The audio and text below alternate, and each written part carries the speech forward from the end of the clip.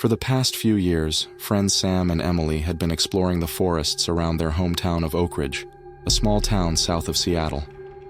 They loved hiking and often searched for interesting things in the woods. One day, Sam went hiking alone in the nearby Maplewood Forest, about 5 miles from Seattle. While hiking, Sam found large amounts of animal bones and piles of junk that people had dumped. But things started to get strange when she came across unusual symbols and animal parts scattered throughout the forest, some arranged in weird formations. On September 15th, she decided to bring her friend Emily along to show her the unusual things she had found. This time, they came across something even more disturbing. On the trail, there was a severed deer head and a pentagram surrounded by deer legs, which were not there the first time Sam walked the trail. The sun was setting, and after taking pictures, they decided it was time to head back to the car. However, as they walked, they realized they didn't recognize the path they were on. As it got dark, they accepted that they were lost. With only their phone flashlights to navigate, they started feeling like they were being watched. As they picked up their pace, they heard the trees and bushes rustling about 20 feet to their right, which was strange since there was no wind that night. They began to panic and hurried onto a trail they found, hoping it would take them back to Sam's car. Just when things couldn't get any worse, Sam and Emily heard a deep, horrific scream that sounded neither human nor animal. They sprinted down the trail, with Sam making a conscious effort not to look back. Emily, however, did look back and claimed to see a large black figure on the trail behind them, too big to be a human. They ran as fast as they could, and by some stroke of luck, made it to the car, losing whatever was chasing them. Once they got home, Sam did some research and found records of cult practices reported in those woods, as well as numerous murders and disappearances in the area over the years. Like Ethan and Danny from the other story, Sam and Emily have not returned to the forest since.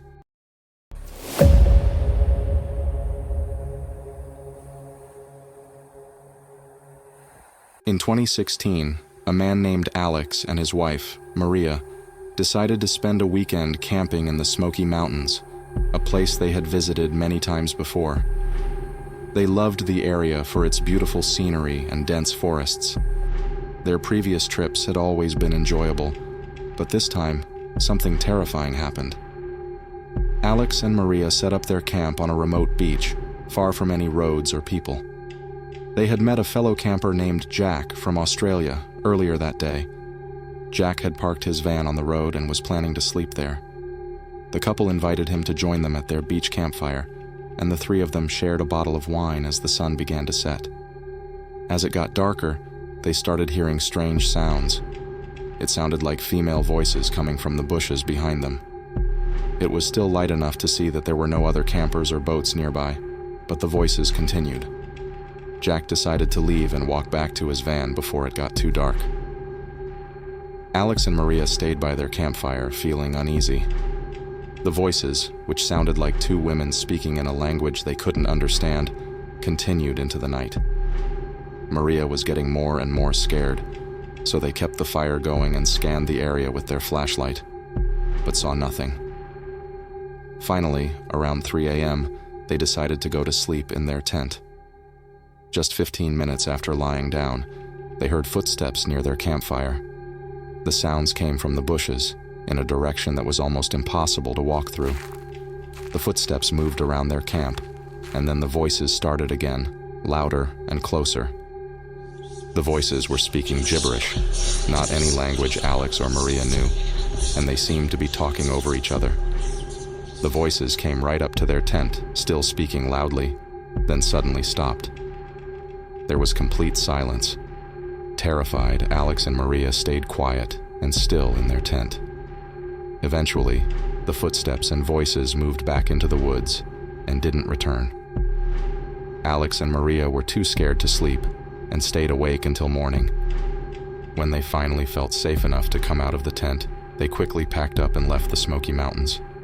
They never went back, convinced that staying quiet and hidden in their tent was the best decision they could have made.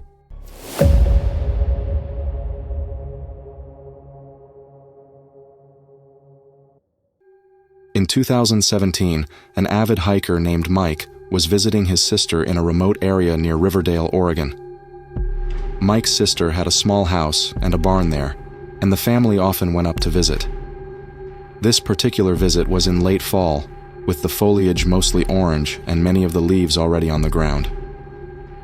One day, Mike decided to hike a narrow trail not far from his sister's place. This trail was in a very rural area, connecting various properties. As Mike was hiking, he stumbled across a duffel bag lying on the ground. It looked relatively new and wasn't dirty, but it had a foul odor coming from it, like something was rotting inside. Mike feared the worst, but felt he had to open the bag to see what was inside, in case it was something serious. Just as he was about to open the zipper, he heard footsteps approaching and a voice saying, "That's mine. Please don't touch it." A large man in a dirty jacket and jeans emerged from the woods and quickly grabbed the duffel bag. They exchanged looks for a moment. Mike told the man he thought someone had forgotten the bag. The man claimed he was storing his kill from a hunt in the bag. Mike, not being a hunter but knowing it was standard to use a cooler for storing fresh kill, found the explanation suspicious. The foul smell also didn't fit, as it usually takes a few days for a body to start smelling. Mike apologized and continued down the trail, walking faster. He heard the duffel bag drop to the ground behind him, but when he looked back, the man was gone. Nervously, Mike kept walking, trying to call his sister for an emergency pickup, but his phone had no reception. He pressed forward, hoping to avoid the man. As he walked, Mike kept hearing leaves crunching behind him. Whenever he looked back, the trail seemed clear. But eventually, he saw the man following him, hiding behind trees. Without thinking, Mike started to run. He could hear the man running behind him, the sound of leaves being crushed underfoot. Mike came to an abandoned-looking property with overgrown grass. Exhausted, he managed to get inside the old house through the back door. He hid under a cot in the first bedroom he found. He heard the back door open and heavy footsteps moving quickly from room to room.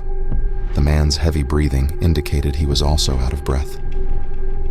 The footsteps entered the bedroom for a second, but then left. Mike heard the back door slam shut. He stayed hidden under the cot for another half hour, too scared to move. Realizing it would soon be dark, he decided he needed to get to a road to call for help. He left the house and ran down a dirt trail that seemed like an old driveway. This led him to a road where he managed to hitch a ride with a passing car back to his sister's house. At his sister's house, Mike called the local police and reported his encounter. The police arrived and took a detailed description of the man and the location. Though it was never confirmed what was in the duffel bag, the foul smell suggested something sinister. The man's intense reaction and pursuit indicated he was hiding something he didn't want anyone to discover, likely a dead body.